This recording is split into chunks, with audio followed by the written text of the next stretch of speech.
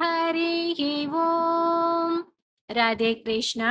அறிந்து கொள்வோம் பகவான் நாமங்களை, தெரிந்து கொள்வோம் அதன் பெருமைகளை. பகுதி 225.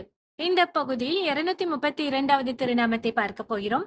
இது விஷ்ணு சகஸ்ரநாமத்தின் 25வது ஸ்லோகத்தில் வருகிறது. ஸ்லோகம் 25. ஆவர்த்தனோ நிவ்ருதாத்மா சம்ருத சம்பிரமர்தனக அக சம்வர்த்தகோ வக்னே அனிலோ தரணிதரக. நாமம் 232. ஓம் சம்ருதாய நமக. He who remains hidden. மறைந்திருப்பவர் என்று இதற்கு பொருள்.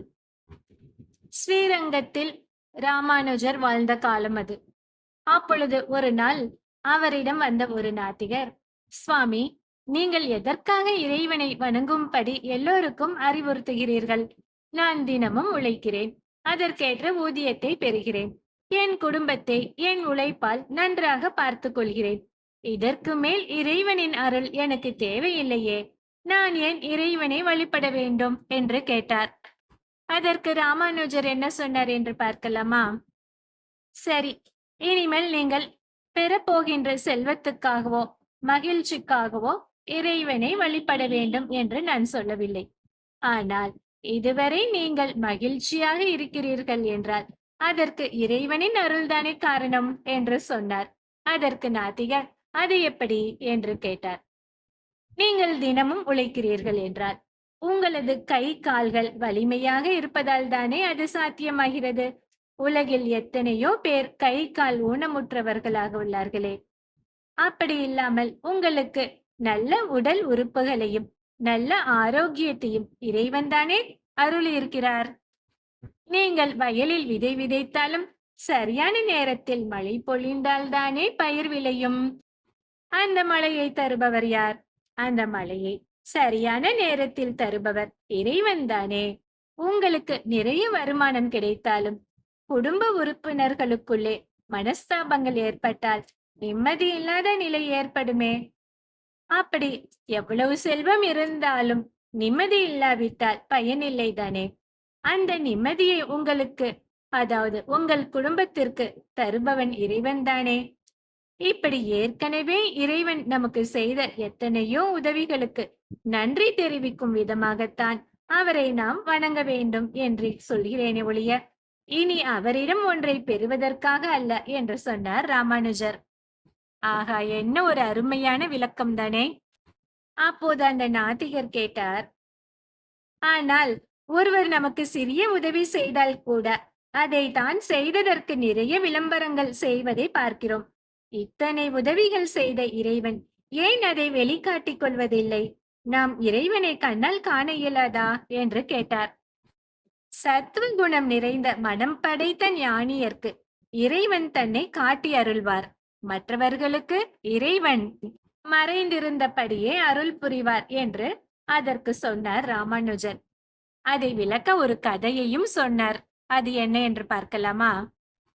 ஒரு மகன் தன் தாய் தந்தையரிடம் சண்டையிட்டுக் கொண்டு வீட்டை விட்டு வெளியே சென்று அந்த ஊரில் உள்ள ஒரு சத்திரத்தில் தங்கினான்.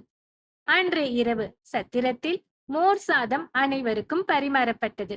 ஆனால் இந்த பையனோ இரவில் இட்லி சாப்பிட்டே பழக்கப்பட்டவன். சத்திரத்தில் வழங்கப்பட்ட மோர் சாதத்தை அவன் உண்ண மறுத்துவிட்டான். தன் மகனின் குணத்தை அறிந்த தனது தாய் ரகசியமாக இட்லியை தயார் செய்து அந்த சத்திரத்துக்கு எடுத்து சென்றாள். சத்திரத்தில் உள்ள சமையல்காரரிடம், என் மகன் மோர் சாதம் சாப்பிட மாட்டான், அதனால் இதை அவனுக்கு கொடுத்து விடுங்கள்.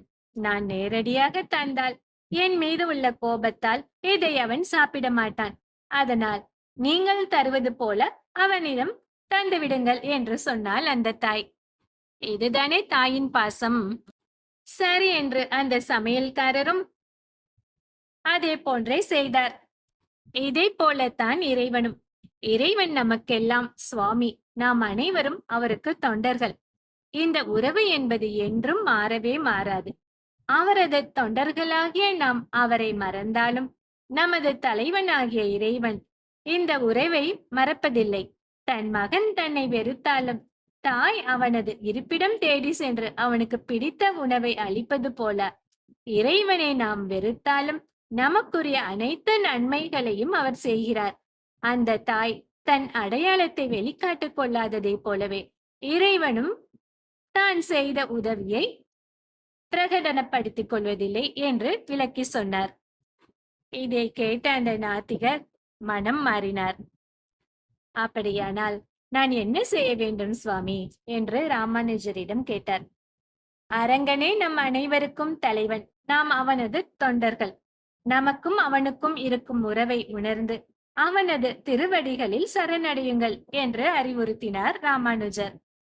இவ்வாறாக நமக்கு எத்தனை பேருதவிகள் செய்தாலும் தன்னை வெளிக்காட்டிக் கொள்ளாமல் இருப்பதால் திருமால் சம்ருத என்று அழைக்கப்படுகிறார்.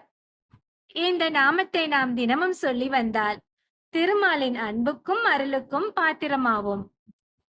அடுத்தது நாமம் 233.